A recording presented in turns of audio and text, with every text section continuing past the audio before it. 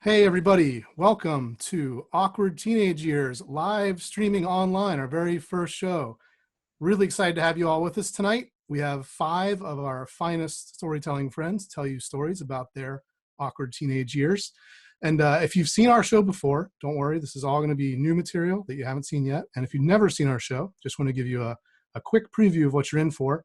This is a storytelling show where we're going to be telling true stories about our teenage years. You're going to hear stories about things like first crushes, broken bones, drugs and alcohol, getting into trouble, getting out of trouble, friendships, embarrassment, anything really that happened in middle and high school, and most of all, coming of age. So we're super excited to do this show for you tonight. And I want to just get right into it. I'm going to give you your first storyteller here. This guy's a good friend of mine. We did 2 storytelling classes together at the Magnet Theater, studying with Mr. Adam Wade. He's wanted me to tell you that he's very excited because today he's wearing a shirt for the first time in almost 3 weeks. So please give it up for my friend, coming to you live from Manhattan, Adi Dakshinamoorthy. Thank you, Will. Hi, everyone. I'm really glad to be wearing a shirt again in 3 weeks. That's an achievement. So I grew up in South India, and the most popular competitive sport among children when I grew up there is education. Going to school was not about learning physics, geography, or whatever fun thing that you're learning. It's about how much you scored in that test for that exam. It's almost as if you didn't get 100 out of 100, somehow you don't remember that stuff. It drifts away. So this is what you need to lock in everything. And it's also a value for money type thing. Your parents are spending so much. If you don't get 100, it's as if they're losing money, which my parents didn't like doing. So the manifestation of this collective thought of the society is in the 10th and 12th grade public exams that every kid takes in our state. Like I said, it's for every kid in the state. We study a standardized syllabus, and at end of the year, everybody takes this public exam. And if you end up being in like the top rank, either the state level or the district level, it's a pretty big deal. You get press coverage, you're on TV or in newspapers, your parents are proud, and it's a pretty big deal for the school too, that they produce someone who scored so much. So what the schools do is they start identifying kids at a very young age, probably around like 5th and 6th grade, and they start grooming them so that when it's 10th or 12th grade, they are in like the best state possible to go and get these state level ranks. And I was one of those kids, and there's nothing to be envious about that. It's not a sexy thing. It's in fact quite the opposite. It's like being the golden goose. You have to perform constantly. In the beginning, it's fun though. It's I'm a Gemini, and I'm an only child. And if you are one of those guys who you're groomed for the state level rank from the 5th grade, in the beginning, the attention is all on you. It's like everybody comes to your school, teachers teach to you, and everybody else just sits in your class and they listen to stuff. But eventually from 5th to 9th grade, you see yourself becoming less and less of what you are, and you start becoming this machine that they are fine tuning to perform well in the 10th and 12th grade exams. And it's quite the ramp up. And by the time I got into 10th grade, my days would start at 4 a.m. and end at like 11 p.m. And I would have normal classes, extra classes, private tutoring, and exams. And I'd have to find time to study in between all of this. And remember, this is still happening in South India. It's not the US. We didn't have Adderall or anything. So I had to do it through like plain hard work, which was, as it defines it, hard. So we're in like January, the final stretch before the public examination. And we're in this like constant cycle of tests, because you finish studying by like December, the exam is in May. And from January, you just write 500 tests. That's just not a number I'm making up. I probably wrote 500 tests just to get practice. And it was an afternoon, and my math teacher, who also happens to be the vice principal of the school, walks in, and she has a bundle of papers with her. She has just finished grading one of the tests that we had given recently.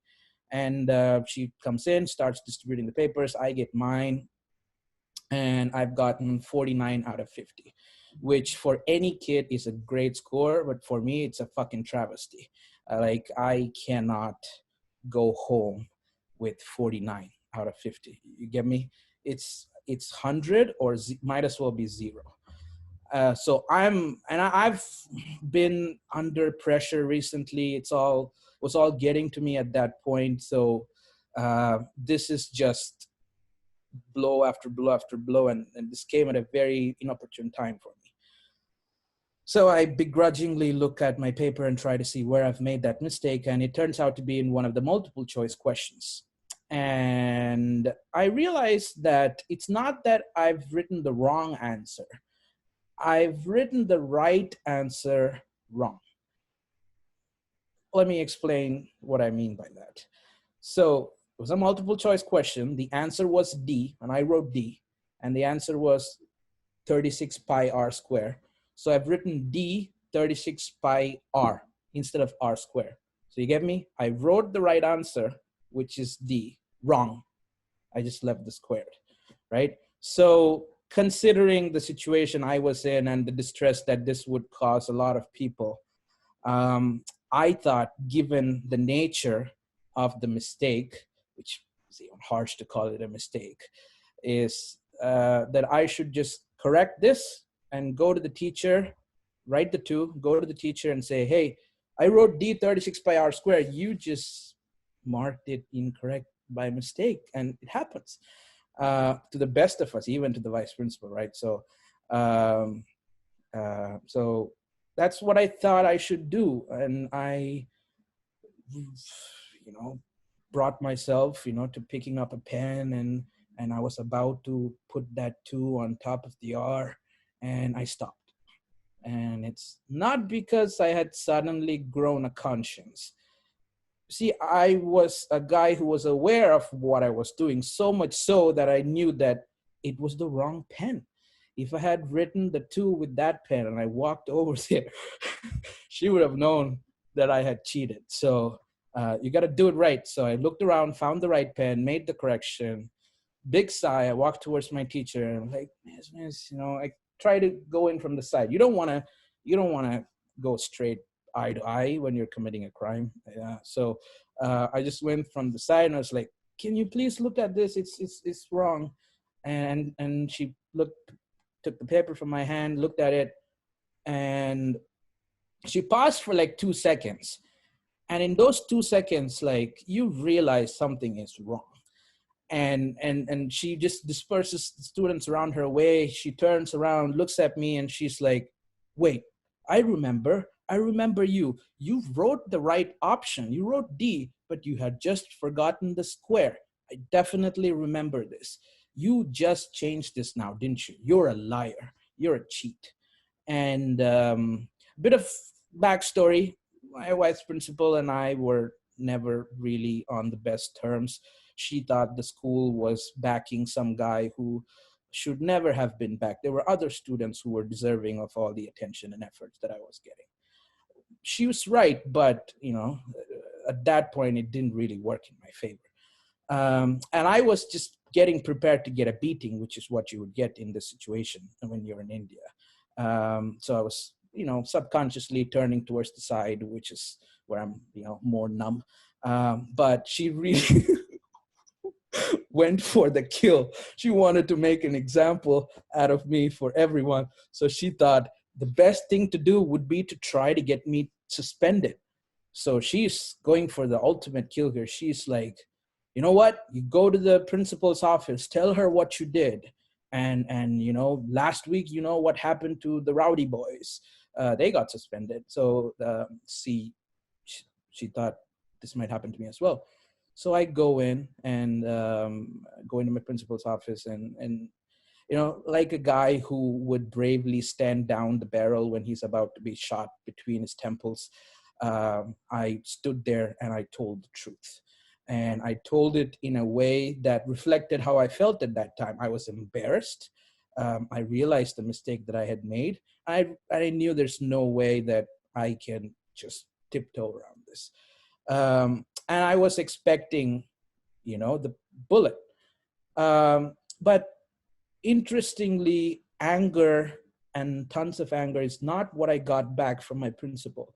She was empathetic, which was something that I did not expect to be. She sat me down and she said, "Why did you do this? You're not the type of kid who does this. Are you under a lot of pressure? I know this is hard on you, but this is for your own good," and all that. There's some bullshit there, but the way she told it really made me feel that she understood why I made this choice. And that was important to me. And she said at the end of it, "You know what, let's forget this. Don't do this again. Be a good example for the rest of the kids. We've backed you so far." And buoyed by this sense of empathy that I felt through this single soul that I knew on the planet who was capable of giving that to me, I walked back and to my class and I told my vice principal, "Yeah, I met the principal." And she was like, "What did she say?" And she told me to go back to the class, and which was unbelievable for the vice principal. She couldn't understand what the fuck happened. And the whole class is laughing. And then I went and sat in the class. And I would like to say that, I turned it all around and I did well in the 10th grade. I did not do that. I terribly failed. And by that, I mean, I finished first in school, but I didn't get a state or district rank, which is a fucking travesty. But whenever whenever that was pointed out to me and I was made to feel like I didn't accomplish something, even though on paper it looked like I did, I either subconsciously or consciously accessed that moment with my principal in her office. And I thought to myself, it's okay. It's probably not the best outcome, but you know what? It's okay. Thank you.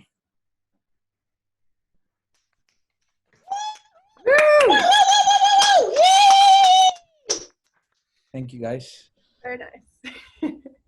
Very nice. I love that story. I've heard it before, but it's like a fine wine. It gets better each time. So great job.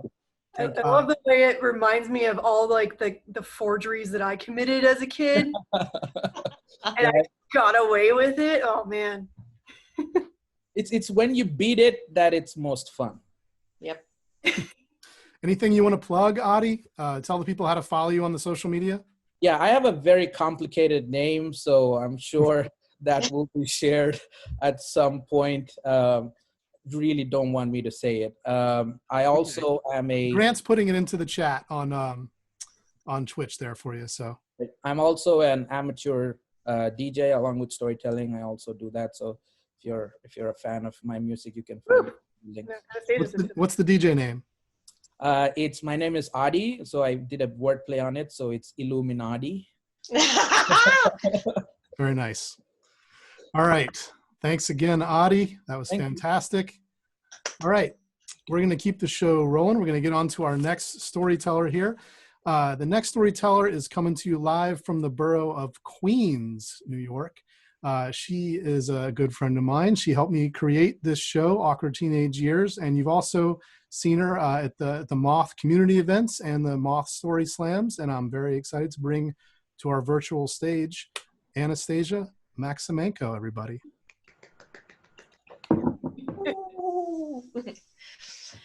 Hi. I also put the shirt and makeup. You see it? You see it? Can you see it?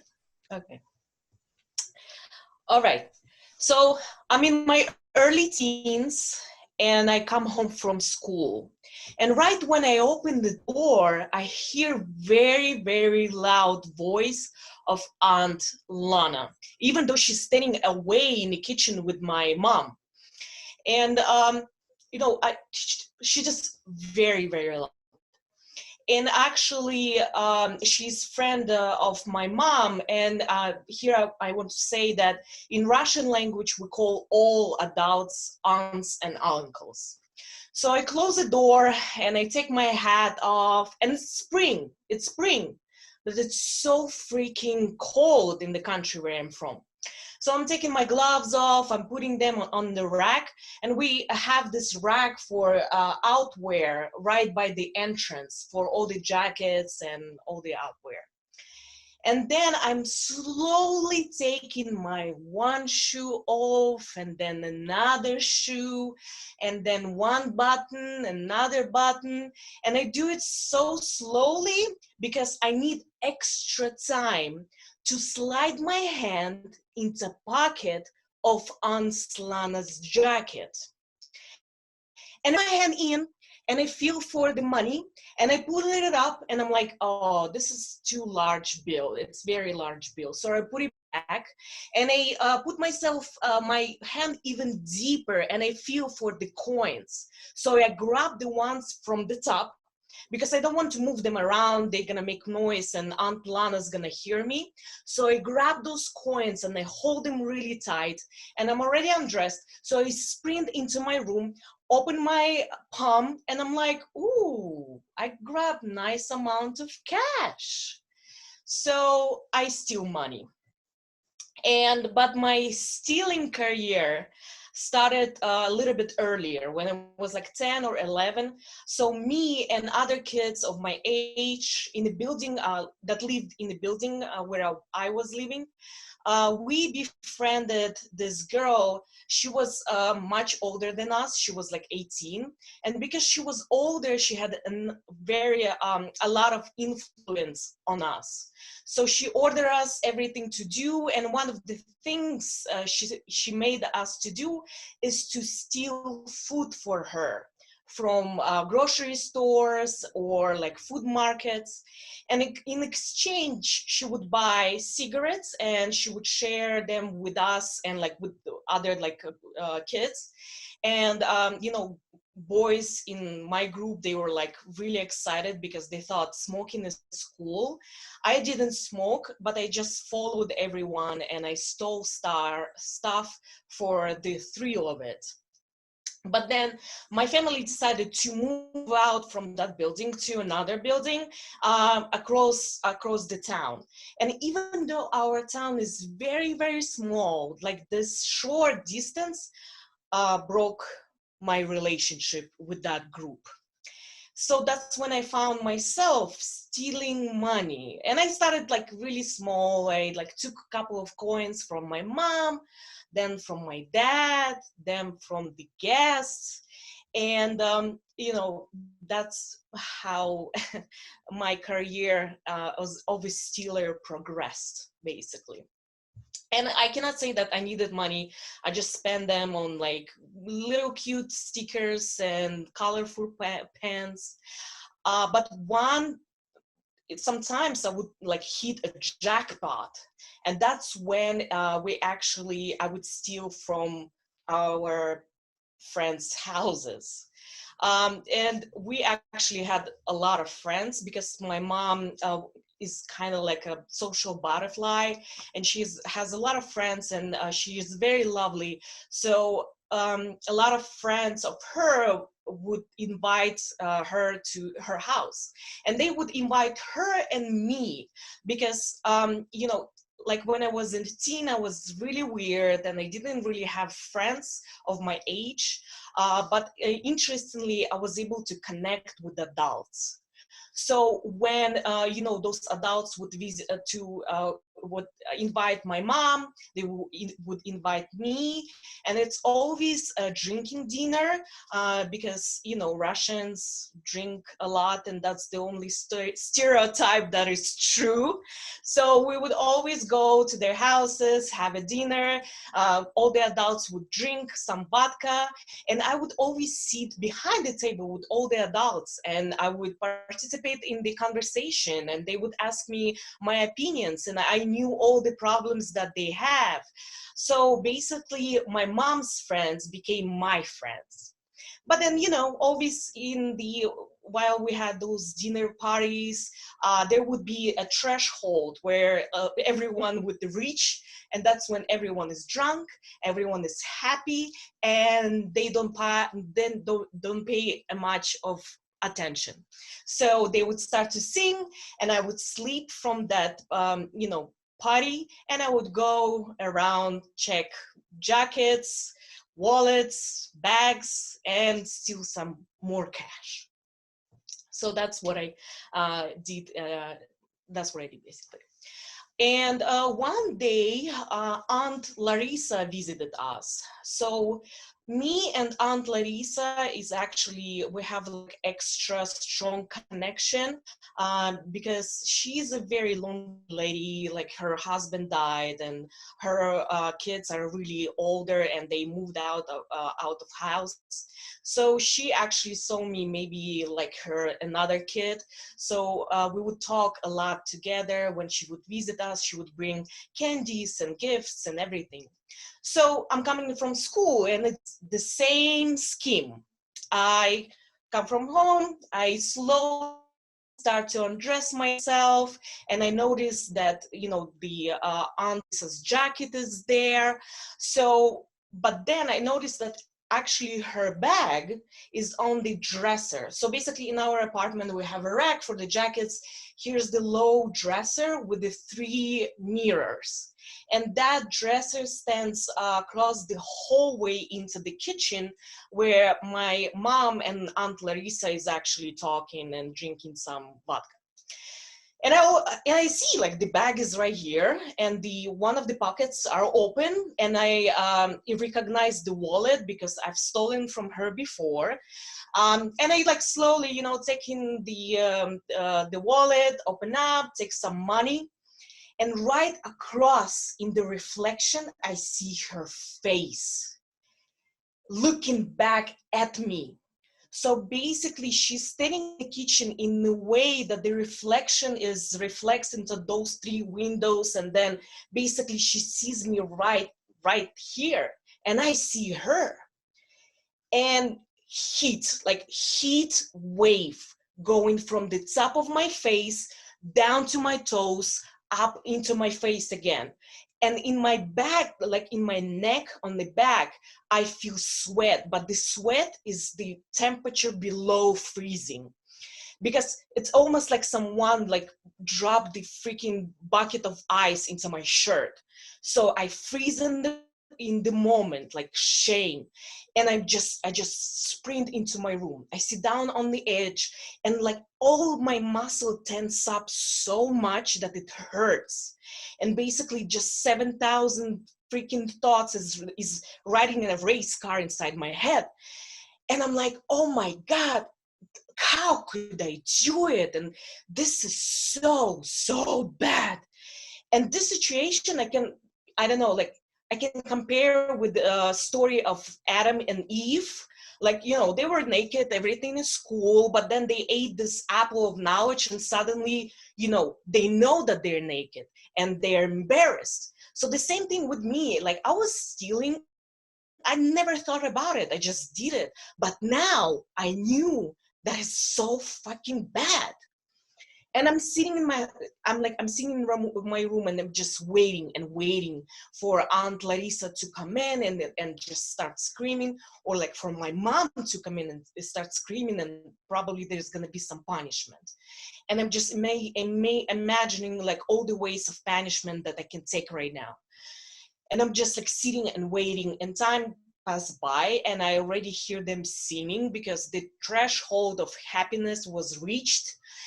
And still nobody come to my room. And my mom even screaming through the walls. She's like, oh, Anastasia, come here, sing with us, come sit with us. And I'm like screaming back to her. I'm like, no, I can't. Like I'm doing my homework.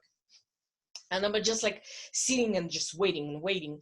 And I'm trying to go sleep and I can't, because I'm just like still in my head thinking about it. And they go by, nobody says anything. And weeks go by and just nothing happens. But like this feeling was so fucking horrible that I just said like, I don't want to do it again. And I never stole again. Thank you.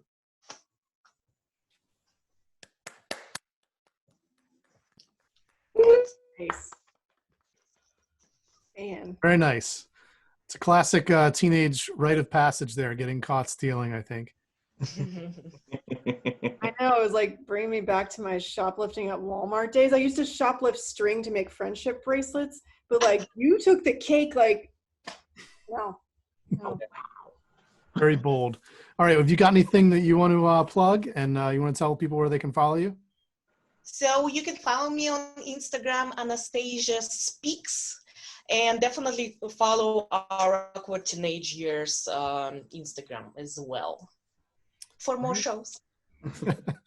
Great. Thanks so much, Anastasia. All right. Let's keep the show moving, folks. Next up, we've got a new friend for me, and she's also studied with Adam Wade at the Magnet Theater. She's going to tell you a little story about the little lessons that we learn as teenagers that can carry through into when you've grown up. And she's coming to you from her quarantine home base in upstate New York. So please welcome to our virtual stage, Erin Essex. Woo-hoo. High school. This year is going to be super big because I'm a freshman in high school, and it's terrifying because not only am I starting at a brand new high school where I know nobody, I had to go to a different school in a different district because I have like special learning disabilities, which yes, is also terrifying. But I also was trying out this new identity because I was kind of trying to turn from a flute-toting band nerd into like this cool goth chick with the Jinko pants and the fishnets and the whole gamut. So I start this high school, and to my surprise, the goth clique accepts me almost immediately. So checking off the high school boxes already. Well, in high schools, at least in the States, we have these days called assembly days. And they're similar to pep rallies. They're mostly held on Fridays, and they're supposed to get the students hyped up for the football game. You know, there's the cheerleaders and their dances, there's the football players doing their thing, there's principal making an announcement, there's people painting their face and they're all yelling at each other. A bunch of stuff that I just didn't give a shit about, and neither did my friends. So we were coming up on this Friday that there was going to be an assembly day, and you know, I'm still a pretty shy kid, but you know, I'm comfortable with my friends. So I enter lunch that day, and I go pick up my normal lunch, and it's these big, warm Otis Spunkmeyer chocolate chip cookies. They used to come two to a bag, and I'd get a Dr. Pepper with it because, you know, you're 14 and nutrition is kind of out the window. But I take my lunch and I go find my friends, and they're all really excited about something. And I'm like munching on my cookies, just doing my thing. I'm like, hey, what's happening today? And I see my friend Bobby, and Bobby was kind of the cool goth chick in our clique. Like she always had, you know, the really grungy pants and the eyeliner that just was perfect and the black lipstick, the whole thing. She was kind of my idol, you know, as a shy kid wanting to be a cool goth chick. But she was holding this clear thermos that day, and it looked like it had a brown liquid in it, and it looked like it was full of big wet pieces of cardboard. And I'm like, Bobby, what's up with that? She's like, assembly day is going to be fun today. Like, well, what is it? She's like, well, it's magic mushroom tea.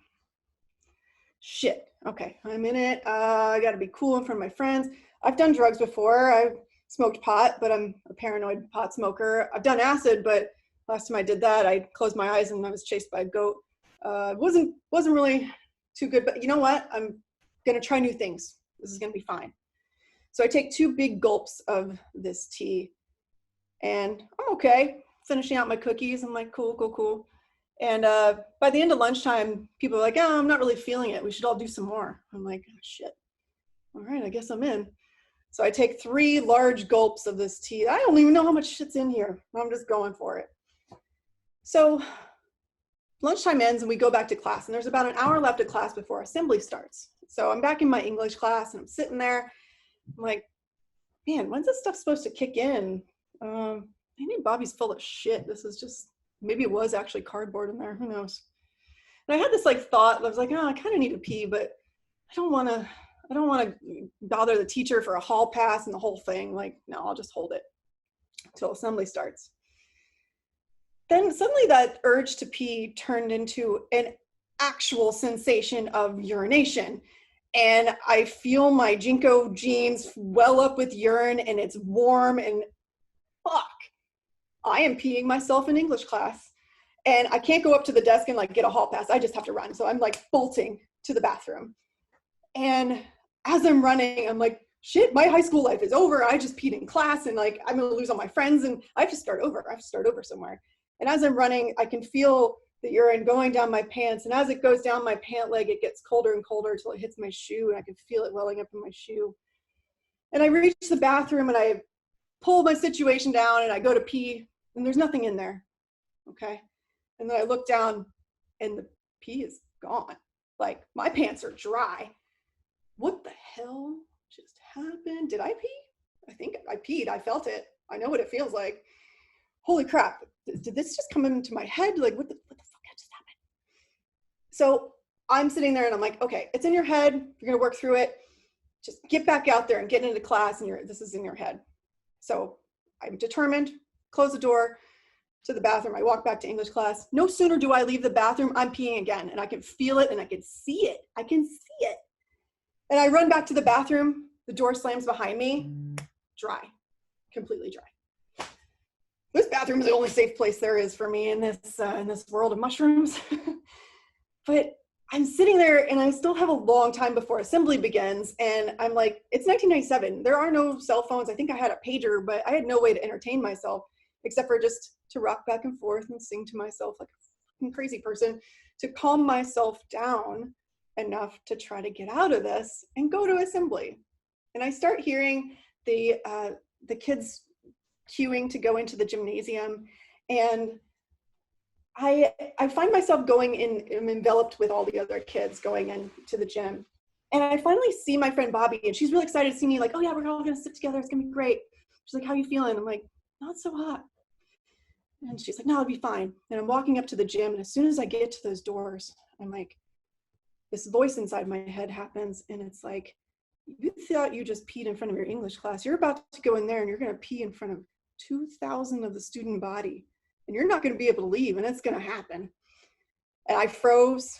And I was like, nope, fuck this. Went back to my bathroom where I stayed the entire rest of the school day, shaking back and forth and trying to sing to myself. You know, I feel like I got home that night and maybe thought this through the weekend, but I was realizing that my relationship with drugs was becoming pretty strained, and I needed to have a think about that. But I go back to school the following Monday, and I don't really know what happened. Did I actually pee? I don't know what happened. I certainly acted insane. But I go into my English class and up to my English teacher. I'm like, hey, sorry about Friday. She's like, oh no, dear, it's fine. We all knew that you had bad diarrhea. It happens to everybody. And I'm completely mortified. Oh my God, everybody in school thought I shit my pants. And I turn around and everybody in the class heard her say that. They're all laughing at me. And as a shy kid that's just trying to fit in, this was completely mortifying. You know what though? I'm not sure this happened in that moment, but I know that I chalked this up to as a win because one, I tried something new and I lived to tell about it. But the second part is it's far more publicly acceptable for people to think you shit your pants at school than to actually pee your pants at school. So I'm going to take that as a win. Thank you.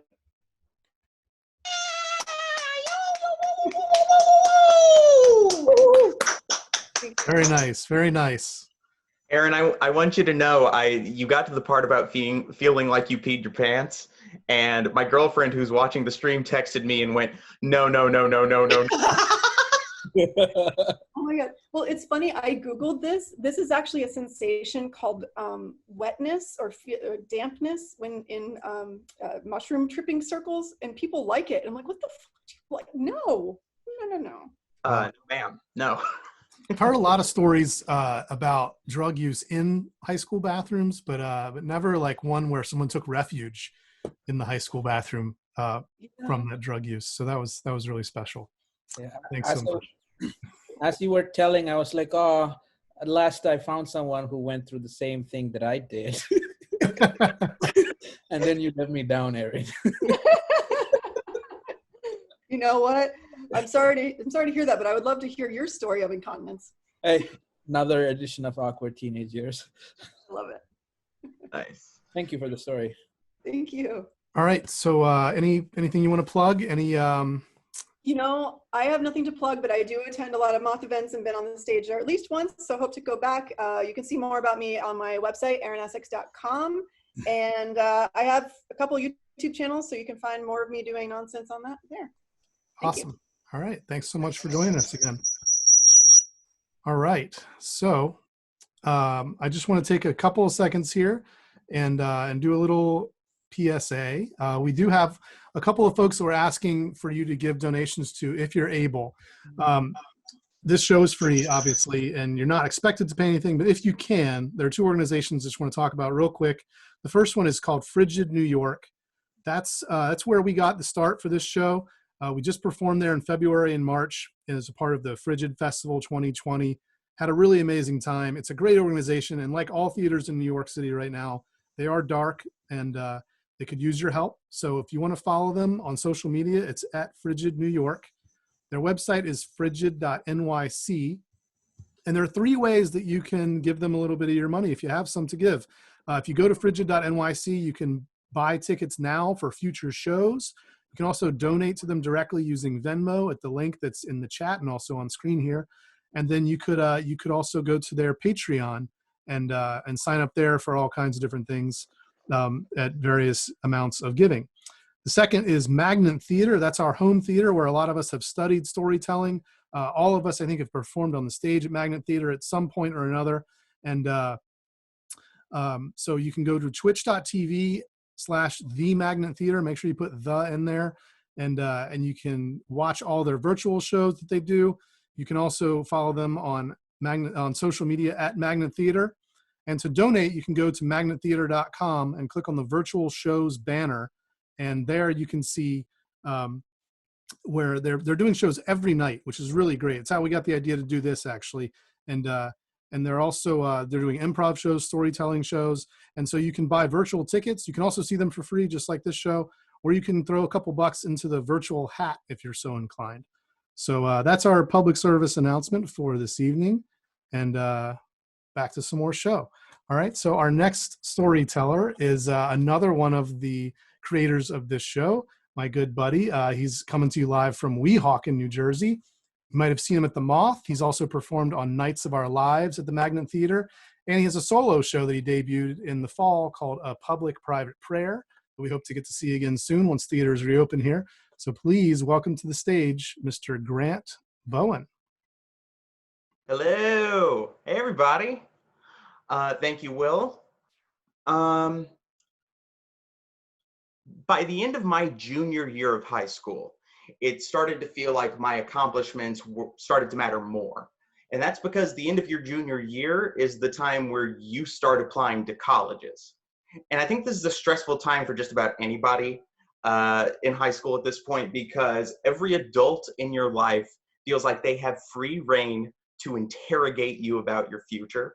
Like pretty hardcore, like, where are you going? What are you majoring in? What's your plan? It can be really stressful. And my parents weren't helping because they made it clear to me that it wasn't just going to be a matter of where I'm going. It's going to be a matter of how we're going to pay for it. Like, they told me straight up, they were like, look, we have some money saved up for you from like since you were born, but that's not going to cover all of it. You're going to have to get like a couple of scholarships to see it through, and that's going to be on you. And I was like, oh, thanks, Mom and Dad. I didn't have enough pressure on me at this point. Thank you so much. That's why I thought it was going to be a good idea for me to join the National Honor Society. I know I had the grades to get in, and I knew that that was something that would look good on scholarship applications. So we're filling out the application, we're looking at everything, and one of the prerequisites to get in was for me to do a certain number of hours of community service or volunteer work before senior year. So we immediately just started looking for places that were looking for help for the summer in town. And about a week later, my parents come up to me and they're like, so we found somewhere. It's called Covenant Place. It's an assisted living facility, and they're looking for volunteers for the summer. And I was like, oh, great. What's an assisted living facility? And they're like, well, it's kind of like a nursing home, only like there's less restrictions. The residents can come and go as they please. They don't need as much medical attention. Of course, all I hear is nursing home. And I just go, oh, great. I got to spend my summer with a bunch of old people. Like, what are they expecting me to do? Like a spoon applesauce into someone's mouth going, oh, tell me about the 40s. But I think, you know what? If I want the scholarships, I've got to join the NHS. And if I want to join NHS, I got to do this. Like, I got to do what I got to do. So I go, I apply at Covenant Place, and we arrange that I'm going to start working there for the month of July. Now, my first day driving there, I had this real sense of dread. Like I was sitting there like really anticipating something kind of gloomy and sterile, you know, like a hospital or a funeral home or something. But I park my car and I get out, I'm walking to the entrance, and I walk in and I see that the walls and the carpet are these really warm, inviting colors. And they have all these cool event spaces and this beautiful dining hall. And everyone there looks happy. The residents, the staff, the visitors, like no one looks gloomy at all. And I was like, this is not what I was expecting. So as you can imagine, my responsibilities as a volunteer were kind of small scale. Like I would help out with lunch, I would set up for special events, but my primary responsibility was to visit with the residents. That was it. Like I would get there beginning of the day, I'd have a list, and they'd be like, here's who you're seeing today. Just spend about an hour at a time with them, like sit with someone. Once that hour's up, just move on to the next person.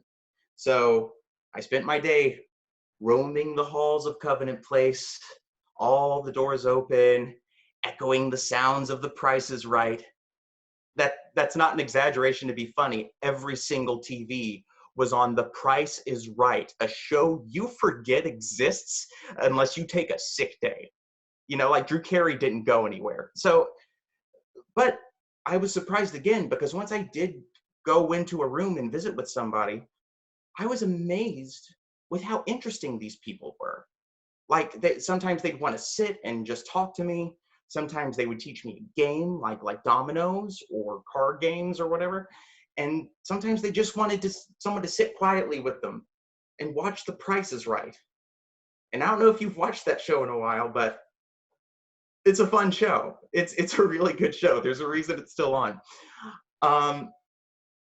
And what really blew my mind were the moments where they would want to know about me. They'd ask me questions about my life and who I am and what life in high school is like. And don't misunderstand, I was this concert choir, drama club, movie nerd kid who was just looking for social acceptance wherever he could get it. No one was taking this kind of interest in me at that point in time. And it meant a lot. It really did. And there's one resident in my mind that kind of sticks out in particular. Her name was Anita. And I was warned ahead of time. Look, Anita has Alzheimer's, but she likes to paint. So sometimes we will let her take out her paint set and paint while we're overseeing her. So if you do that, just make sure you put her paint set up by the end of the day, or else she'll get confused and make a mess. So I would go in, sit across from Anita. She'd have her paint set out. She'd paint these like really beautiful scenic pictures in front of me. And as she would do this, she would tell me these stories about her life and her family. And she would often repeat these stories about her life and her family. But somehow back then I knew in my gut that it wouldn't be right to silence her. Like I shouldn't correct her. I shouldn't tell her she's already told me something. Because I guess somewhere in my head, I just thought, you know, if she remembers this well enough to want to tell me about it, that's got to mean something, right? And there were a couple of times where once I was done with Anita, I would hear a nurse come in behind me and they'd be like, here's Terry, he's here to visit. And I would turn and look, and there would be this tall, older, like solemn looking man. He would stand there for a second, not say anything. And then he would walk over to the couch by Anita's window and sit down. And then she'd sit down and start talking to him. And after a couple of times, I talked to the nurse. I was like, hey, what's the story with Terry here? And the nurse said, oh, Terry doesn't talk anymore, like at all. But he likes visiting with Anita, so we'll let him come over and sit with her for a little bit. And I turned and looked back and saw these two sweet looking older people sitting by this window, and was just amazed that two people who had lost their ability to connect with the rest of the world had somehow found a way to connect with each other. And that idea, those connections, that's kind of reflects what I took away from my time at Covenant Place. See, I went in there and I was looking for something for myself, something to gain that would make me look good on paper. But by the end of that month, I walked out with an empathy I didn't even know I had. Thank you. Very nice. Very nice. Very nice. Thank you. All right. I love that story. I feel like everybody has that experience. Like the first time you go to a nursing home or assisted living facility, it's just like you always dread it, right? Oh, yeah. But then, I mean, after you spend a little time there, it's like there is a sweetness there. And I'm glad that you found it. It's a really lovely story. Oh, Yeah, thank you. Thank you. Tears to my eyes. Someone's getting a phone call. What was that? No, definitely brought some tears to my eyes. But also, when you first started and you said Covenant Place, I was like, ooh, this sounds like some Interview with the Vampire shit. Like, what's I know, right? It's a creepy name. very beautiful story, though. Thank you. Thank you so much. All right, Grant, what have you got to plug? Where can people follow you? You can follow me on Instagram at jgrantbowen. And then otherwise, just, hanging out in existential dread out here in Weehawken. So just keep holding up the fort here. All right, great. All right, we've got one more storyteller for you tonight. And I am going to just quickly give you some information about our show, Awkward Teenage Years. If you'll bear with me for one moment, I'll bring it up. There it is. So you can follow us on Facebook and Instagram at Awkward Teenage Years. If you're interested in being on this show, please email us your pitches at awkwardteenageyears@gmail.com. Any true story about your teenage years, 7 to 8 minutes, we'd love to hear about it. And you can watch the video of our show from Frigid Festival 2020 that I mentioned earlier. You can get $5 virtual tickets via awkwardteenageyears.com. We're currently participating in the Scranton Fringe Social Distant Scene Theater event. And we have a great HD video of the show that Grant, Anastasia, and I put on in February and in March. So if you're interested in any of that, Grant, I think we'll put the stuff into the chat for you there on Twitch. And that is the end of my announcement about Awkward Teenage Years. So one final storyteller for you tonight. I'm very excited to introduce this guy. I've been following him on Instagram for a long time. I've seen him perform stories, but he's also a very, very funny stand-up comedian. And he recently appeared with J-Lo in the film Hustlers. Very impressive credit. So please welcome to the virtual stage, Mr. Gianmarco Soresi. Woo! Oh, yes. Don't try to place me in Hustlers. You don't remember me. It was a very small part. I played Jennifer Lopez's waiter. But I wanted to do well. So to prepare for that role, I actually became a waiter for 12 years. And I'll probably be again once this shit's done. So note, this is not an inspiring story at all. I found out I was straight at musical theater camp. I went when I was 15, and all the guys were straight. We would all be like, changing for dance class. Like, yeah, you know who I want to bone? Kristen Chenoweth. And then we'd learn one jazz routine and be like, I want to be Kristen Chenoweth. But I was waiting for it to happen to me. But no matter how many of these conversion camps I attended, I still wanted Kristen to sit on my face.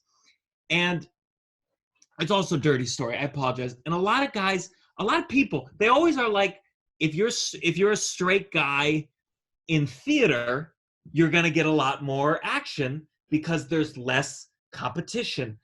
But women look at men in musical theater the same way you would look at sushi at 7-Eleven.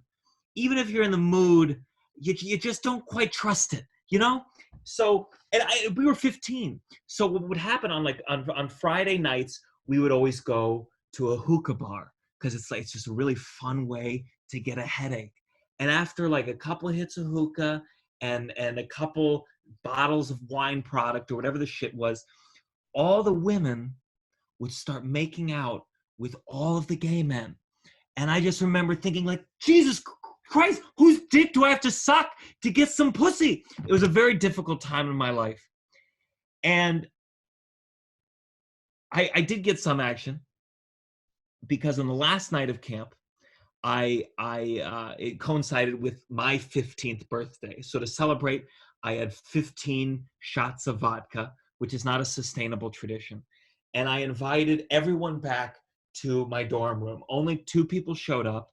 It was me, this other guy named Steve, and that's not his real name. His name's not Steve, but he's sort of famous now, and the story gets a little bit scandalous, so I don't want to like reveal his name until he's like super famous. So it's me, straight guy Steve, and then this guy named Kevin. And Kevin was fucking out of the closet before camp started because he went to like a Montessori high school where all the kids were encouraged to like, you know, be themselves and try cocaine. So it was me, straight guy Steve, gay Kevin, and we're just lounging on my bed, just discussing the pros and cons of Barbara Streisand's interpretation of Dolly in the movie version of Hello, Dolly. When out of nowhere, straight guy Steve starts unbuckling my cargo shorts.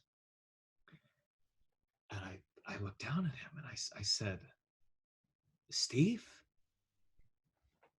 Straight guy Steve?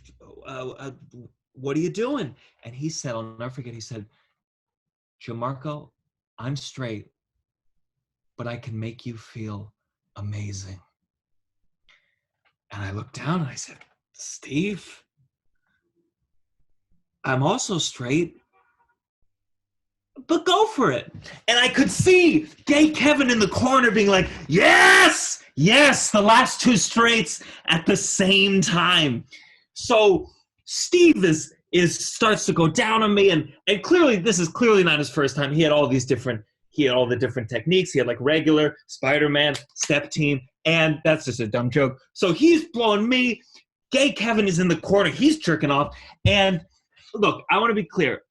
I don't know if it's because I'm so heterosexual or I just had 15 shots of vodka, but you couldn't tell my dick from my belly button because I'm an outie. And without looking up, Steve just kind of like scooted over and started sucking Kevin's dick.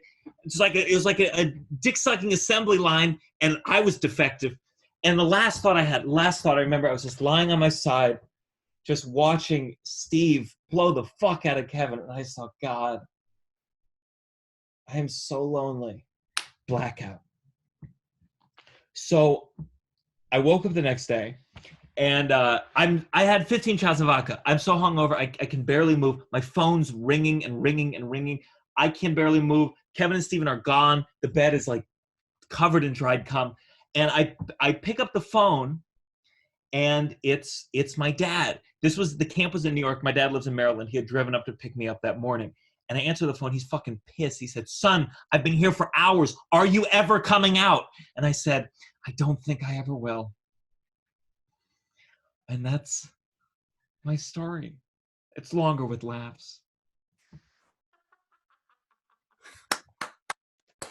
I was laughing quite a bit the whole time. I was too, Gianmarco, as I have to marvel at the fact that as someone else who was a straight kid majoring in musical theater, we're still more popular than me. 15 shots of vodka on your 15th birthday. That is definitely unsustainable. And the cheapest vodka. Yeah, it's got to be if you're going to do 15 shots. Yeah. Mm-hmm. Yeah. Yeah, I've got a birthday coming up. I'm definitely not going to be doing the number of years for my shots. I'm probably not even going to do any shots at the rate that things are going for the last few weeks here. All right, thanks for that. That was an amazing story. Oh, thank you. And that's how we're going to end our show tonight, guys. So I just want to thank all of our storytellers for coming out tonight and or staying in rather. And everybody who's watching on Twitch, thank you so much for coming. We're going to do this again next week. Are we going to do it every Thursday? I don't know. Maybe if you keep coming and watching, then maybe we'll keep doing it every Thursday. But we do have a show next week, same time, Thursday, 7:30. And we're super excited. So thank you all very much and have a great evening. Thank you. Thank you. Thank you.